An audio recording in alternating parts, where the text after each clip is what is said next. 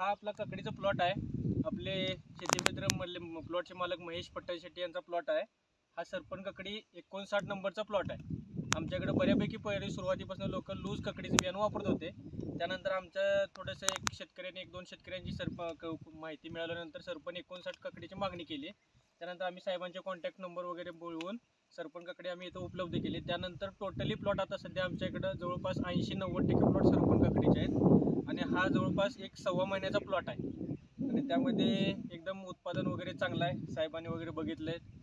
Colour ककडीचं चांगला आहे, लांबीला चांगले आहे, वजनाला ककडी चांगली आहे आणि जास्त दिवस टिकवून क्षमता आहे प्लॉटची आणि त्यामुळे उत्पादन शेतकऱ्यांना किंवा चांगलं मिळतं आहे आणि बाकीच्या ककडीपेक्षा ह्या ककडीला रेट वगैरे किंवा ग्लिजिंग वगैरे असल्यामुळे रेट पण चांगले मिळतात.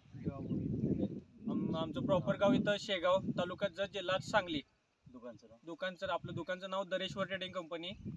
म्हणून ह्या दुकानात आपण बियाणं महेश पट्टण शेट्टी यांना दिलेलं होतं आपण. त्यांचा हा प्लॉट आहे. अशराव, तुम्हाला कसं वाटलं? चांगला आहे, व्हरायटी शायनिंग वगैरे चांगला आहे आणि विक्रीला पण व्यवस्थित आहे आणि वजन पण देते.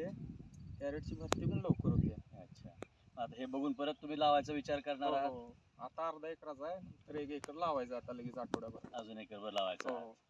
चालेल, ठीक आहे, धन्यवाद. धन्यवाद.